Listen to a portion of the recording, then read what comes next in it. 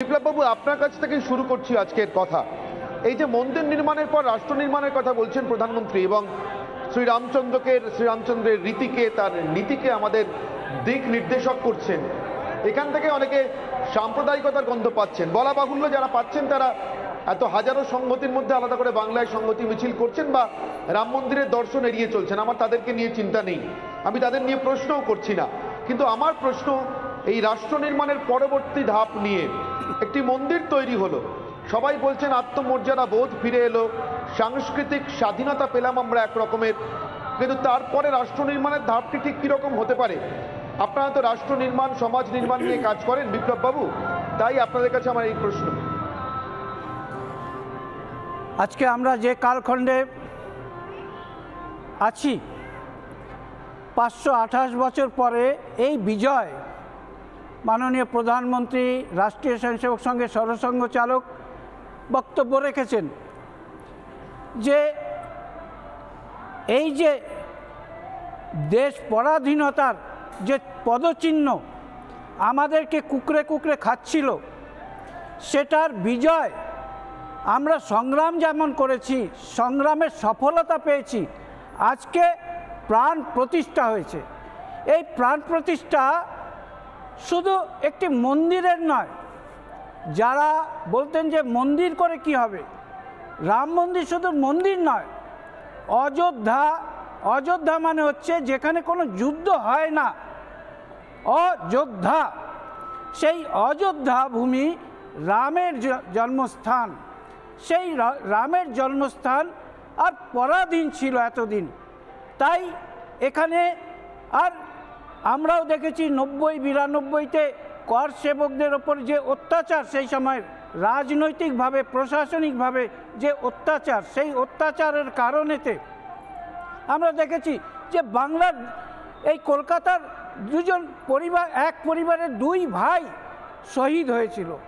আমরা দেখেছি যে আসানসোলের এক যুবক, সেদিনের 18 বছরের যুবক, তার পায়ে সেও হত্যা হয়ে যেত, মারা যেত, কিন্তু তার পায়ে গুলি লেগেছে, তার পা 2 ইঞ্চি ছোট হয়ে গেছে, আজকেও আর ওপর দেখা যায়।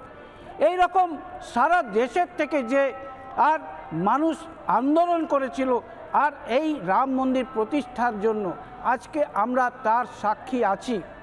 আজকে সেই কারণেতে রাম মন্দিরের যে বিষয়, সেই বিষয় আজকে সকলের আর উদ্দীপনার বিষয়। সেখানে আমরা হয়তো পশ্চিমবঙ্গে আমরা যে পরিবেশে, যে রাজনৈতিক পরিবেশে আছি, সেই রাজনৈতিক পরিবেশে আমরা দেখেছি যে যখন ভারতবর্ষের হিন্দুত্বের যে নার্ভ, সেই নার্ভকে যখন ভাবা হয়েছে, টেস্ট করার একটা পরিকল্পনা হয়েছিল যে গঙ্গাসাগর থেকে গঙ্গা বাড়ি, তীর্থ বাড়ি, সারা দেশের সমস্ত তীর্থ বাড়ি নিয়ে সোমনাথে এবং অমরনাথে অভিষেক হবে। সেই সময় পশ্চিমবাংলাতে বিরোধ হয়েছিল, তখন এখানে কমিউনিস্টদের শাসন ছিল। আমরা দেখেছি যে শ্রীরাম শিলা পুজোর সময় আমরা গ্রামে গ্রামে শিলা পুজো করতে গিয়েছি, সেই সময় কী ধরনের বিরোধ হয়েছে, তার সত্ত্বেও গ্রামের মানুষেরা, শহরের মানুষেরা, প্রান্তিক মানুষেরা, তারা পাঁচশিকা, যাকে 1 টাকা 25 পয়সা সেদিন দিয়েছিলেন, দিয়ে তারা সমর্থন করেছিলেন। এইখান থেকে সেই সময় যে বামফ্রন্ট সরকার, তারা এইখান থেকে সেই শিলা বা ইট, শ্রীরাম লেখা যে ইট, সেই ইট যেতে দেবে না। কিন্তু আমরাও সেদিন দৃঢ় প্রতিজ্ঞ ছিলাম যে আমাদের বাংলা ভাষাতে লেখা ইট সেইখানে পৌঁছাবে। আজকে সেই মন্দিরের আর গর্ভতলে সেই ইট সমাহিত আছে।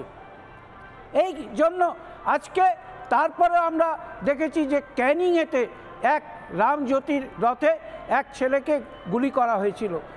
আজকে এই যে বিষয়, আজকে আমাদের সমস্ত যে উদ্বেগ, সেই উদ্বেগ নিরসন হয়েছে। আজকে সমৃদ্ধ ভারতের সংকল্প আজকে প্রধানমন্ত্রী নিয়েছেন, এটা আমাদের সকলেরই, আর এই সংকল্প হওয়া উচিত, এইটুকু আমার এখন মনে হচ্ছে। বিপ্লববাবু, আপনার কাছ থেকেই শুরু করছি আজকের কথা। এই যে মন্দির নির্মাণের পর রাষ্ট্র নির্মাণের কথা বলছেন প্রধানমন্ত্রী এবং শ্রীরামচন্দ্রের রীতিকে, তার নীতিকে আমাদের দিক নির্দেশক করছেন, এখান থেকে অনেকে সাম্প্রদায়িকতার গন্ধ পাচ্ছেন। বলা বাহুল্য, যারা পাচ্ছেন তারা এত হাজারো সংহতির মধ্যে আলাদা করে বাংলায় সংহতি মিছিল করছেন বা রাম মন্দিরের দর্শন এড়িয়ে চলছেন, আমার তাদেরকে নিয়ে চিন্তা নেই, আমি তাদের নিয়ে প্রশ্নও করছি না। কিন্তু আমার প্রশ্ন, এই রাষ্ট্র নির্মাণের পরবর্তী ধাপ নিয়ে একটি মন্দির তৈরি হলো, সবাই বলছেন আত্মমর্যাদা বোধ ফিরে এলো, সাংস্কৃতিক স্বাধীনতা পেলাম আমরা এক রকমের, কিন্তু তারপরে রাষ্ট্র নির্মাণের ধাপটি ঠিক কীরকম হতে পারে? আপনারা তো রাষ্ট্র নির্মাণ সমাজ নির্মাণ নিয়ে কাজ করেন বিপ্লব বাবু, তাই আপনাদের কাছে আমার এই প্রশ্ন। আজকে আমরা যে কালখণ্ডে আছি, 528 বছর পরে এই বিজয়, মাননীয় প্রধানমন্ত্রী রাষ্ট্রীয় স্বয়ংসেবক সংঘের সরসংঘ চালক বক্তব্য রেখেছেন যে এই যে দেশ পরাধীনতার যে পদচিহ্ন আমাদেরকে কুকড়ে কুকড়ে খাচ্ছিল, সেটার বিজয় আমরা সংগ্রাম যেমন করেছি, সংগ্রামের সফলতা পেয়েছি, আজকে প্রাণ প্রতিষ্ঠা হয়েছে। এই প্রাণ প্রতিষ্ঠা শুধু একটি মন্দিরের নয়। যারা বলতেন যে মন্দির করে কি হবে, রাম মন্দির শুধু মন্দির নয়, অযোধ্যা, অযোধ্যা মানে হচ্ছে যেখানে কোনো যুদ্ধ হয় না, অযোধ্যা। সেই অযোধ্যা ভূমি রামের জন্মস্থান, সেই রামের জন্মস্থান আর পরাধীন ছিল এতদিন।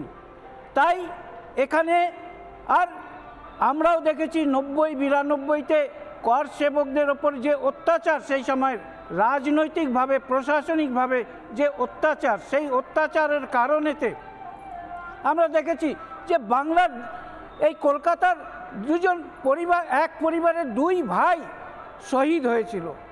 আমরা দেখেছি যে আসানসোলের এক যুবক, সেদিনের 18 বছরের যুবক, তার পায়ে সেও হত্যা হয়ে যেত, মারা যেত, কিন্তু তার পায়ে গুলি লেগেছে, তার পা 2 ইঞ্চি ছোট হয়ে গেছে, আজকেও আর এফোর দেখা যায়। এই রকম সারা দেশের থেকে যে আর মানুষ আন্দোলন করেছিল আর এই রাম মন্দির প্রতিষ্ঠার জন্য, আজকে আমরা তার সাক্ষী আছি। আজকে সেই কারণেতে রাম মন্দিরের যে বিষয়, সেই বিষয় আজকে সকলের আর উদ্দীপনার বিষয়। সেখানে আমরা হয়তো পশ্চিমবঙ্গে আমরা যে পরিবেশে, যে রাজনৈতিক পরিবেশে আছি, সেই রাজনৈতিক পরিবেশে আমরা দেখেছি যে যখন ভারতবর্ষের হিন্দুত্বের যে নার্ভ, সেই নার্ভকে যখন ভাবা হয়েছে, টেস্ট করার একটা পরিকল্পনা হয়েছিল, যে গঙ্গাসাগর থেকে গঙ্গা বাড়ি, তীর্থ বাড়ি, সারা দেশের সমস্ত তীর্থ বাড়ি নিয়ে সোমনাথে এবং অমরনাথে অভিষেক হবে। সেই সময় পশ্চিমবাংলাতে বিরোধ হয়েছিল, তখন এখানে কমিউনিস্টদের শাসন ছিল। আমরা দেখেছি যে শ্রীরাম শিলা পুজোর সময় আমরা গ্রামে গ্রামে শিলা পুজো করতে গিয়েছি, সেই সময় কী ধরনের বিরোধ হয়েছে, তার সত্ত্বেও গ্রামের মানুষেরা, শহরের মানুষেরা, প্রান্তিক মানুষেরা, তারা পাঁচশিকা, যাকে 1 টাকা 25 পয়সা সেদিন দিয়েছিলেন, দিয়ে তারা সমর্থন করেছিলেন। এইখান থেকে সেই সময় যে বামফ্রন্ট সরকার, তারা এইখান থেকে সেই শিলা বা ইট, শ্রীরাম লেখা যে ইট, সেই ইট যেতে দেবে না। কিন্তু আমরাও সেদিন দৃঢ় প্রতিজ্ঞ ছিলাম যে আমাদের বাংলা ভাষাতে লেখা ইট সেইখানে পৌঁছাবে। আজকে সেই মন্দিরের আর গর্ভতলে সেই ইট সমাহিত আছে। এই জন্য আজকে তারপরে আমরা দেখেছি যে ক্যানিংয়েতে এক রামজ্যোতির রথে এক ছেলেকে গুলি করা হয়েছিল। আজকে এই যে বিষয়, আজকে আমাদের সমস্ত যে উদ্বেগ, সে উদ্বেগ নিরসন হয়েছে। আজকে সমৃদ্ধ ভারতের সংকল্প আজকে প্রধানমন্ত্রী নিয়েছেন, এটা আমাদের সকলেরই, আর এই সংকল্প হওয়া উচিত, এইটুকু আমার এখন মনে হচ্ছে।